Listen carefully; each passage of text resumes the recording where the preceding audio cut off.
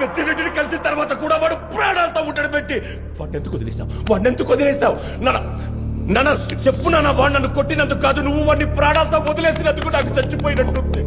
ఇప్పుడు చచ్చిపోయినట్టు.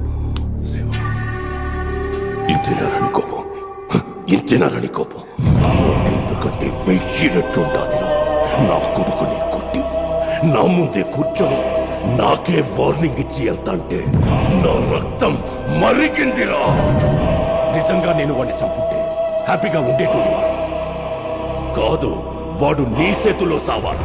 దానికి ముందు వాడిలో బలుపు, ధైర్యం, పొగరు నాకు నచ్చలేదు. అవి చావాలి ముందు. వాడాపితే మంత్రవ్వాల్సిన నీ కళ అది. ముందు మంత్రం. ఎక్కడికి పోతాడు వాడు? వాడి మీద పడాల్సింది రౌడీ షీటర్ శివారెడ్డి దెబ్బ కాదు, పవర్ శివారెడ్డి దెబ్బ.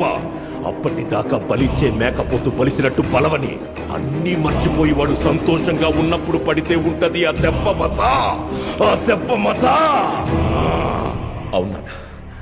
వాడు సంతోషంగా ఉండని, ఎన్ని ఆటలు ఆడతాడని, ఎంజాయ్ చెయ్యని, చిందులయ్యని. వాడు లైఫ్ లో మిగిలిన ఈ కొన్ని రోజులు వాడు ఇష్టం వచ్చినట్లు ఎంజాయ్ చేయని. వాడు ఎన్ని గంతులేసినా, ఎన్ని చిందులేసినా చివరికి వాడు చావాల్సింది నా చేతుల్లోనే.